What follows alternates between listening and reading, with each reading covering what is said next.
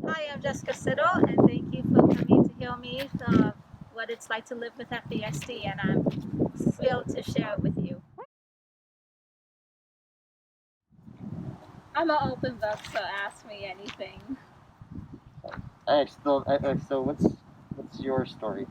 Well, my story is I was born with fetal alcohol, and I was adopted way when I was a newborn baby. And school, going through school with FASD was very a struggle. Like, someone from another class would find out you have a disability, they would put you down, they would not invite you to play soccer games or stuff like that. Elementary wasn't so bad, honestly. I just would put myself down, judging myself. What would their friends think of me just because I have this disability? But they were really actually accepting, and they actually thought I was a goofy and cool person to be around with. But I just got scared and afraid, and I ran off, and I went to play with certain other people who would be more accepting towards me. And when I grew up and we reached out to each other, they would contact me on Facebook. What happened? Like, you kind of just disappeared and went away. It's like, I'm very open and honest what happened back then when I was a kid, and they said, oh, that's very understanding. But going through junior high was very hard. I don't think because FASD was very award, notice back then. And so some of the teachers were very impatient. And having a disability is like having a mind of a child, even though you're any age you are at 17, 15, 12, 13, it does not matter. I still was in that standard of being a child underneath it all, and having imagination. And some of the teachers would say, you know what, you ain't going to be having this imagination world of yours or friends like that. When you get into high school, you got to transition out of that.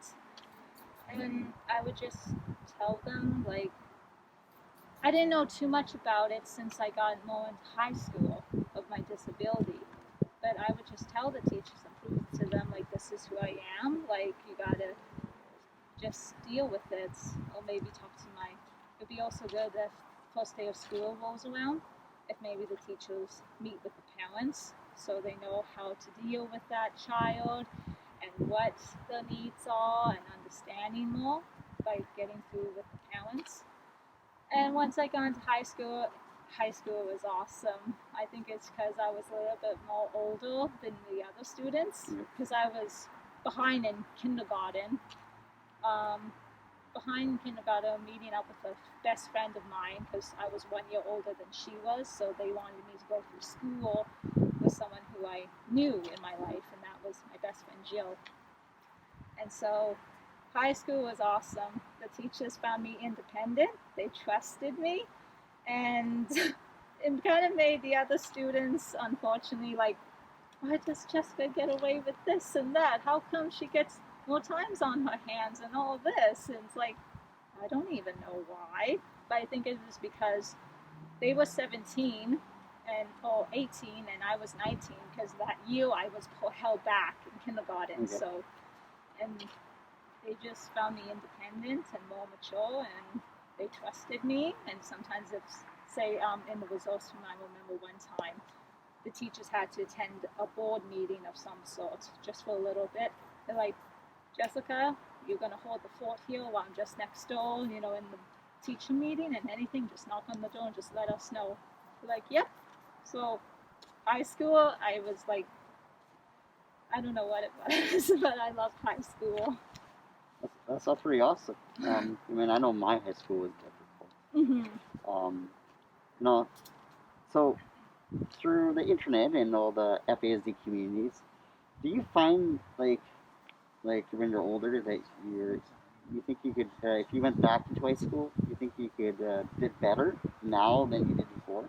I think if I could transition going back into the past in high school, I think I would feel more confident attending the classes by myself without a para helping me aside. I think I actually would feel more confident leading that without, without needing guidance, I think I actually would be able to sit there and taking notes and catching up with the classes, because the way how I talk and speak today, even to my parents and my family, like, such wisdom Jessica has. Like, where does all this come from? I'm like, just how my mind is. Just, yeah.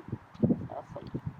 No, like I know, like with my high school, it's been really rough. So I don't know if like um, you or Russ knows that I have FASD. I mean, today I'm still traumatized with the EA system, and I think it's just more of lack of understanding back then. So, do you feel like that some of the lack of understanding of the FASD in your school, it impacted you as an individual uh, moving forward?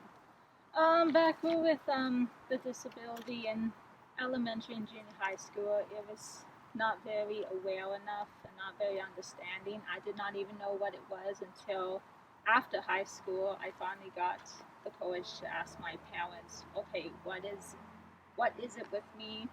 Why are the teachers impatient with me? What do I have? There has to be something wrong with me, because I can't understand mathematics, I can't understand science, and some other things that the students and the teachers are writing down in the binders. What is it? And that's when mom and dad sat down and talked with me and said, you were born with fetal alcohol spectrum disorder, so there's going to be challenges along the way, but that doesn't make you any more different than anyone else. You will develop faster like everybody else. You'll be able to do what everybody else can do and understand. You're just, finding out more about yourself. And unfortunately, you have FASD, but we love you and we're here for you, and you have great support all the way, and you're never going to be alone. And when I first heard that, it was like a rock hit my world. Like, oh my gosh, like, I felt like when I first heard about that disability I have, I almost felt like like an alien from another planet. And the way I would talk to people, and at first, when I first had it, and they would be like, what? Like, kind of find me a little bit strange. But now I learned to develop it more and accept it more, and people find me awesome. Like you're a neat kid. Like, I like your mind. I like your thinking. It's like, it doesn't matter if you're 30 years old. Like, she has a heart and a mind like a child. Go right ahead. Like, I even joined youth group, even though I was 20 years old, and youth group went from 12 to 17. And I met with the youth leader, and I came part-time, in the church being the youth leader, and we would have all these activities, and the youth group just thought I was just this awesome person to get to know and hang out with. Yeah. Pretty awesome.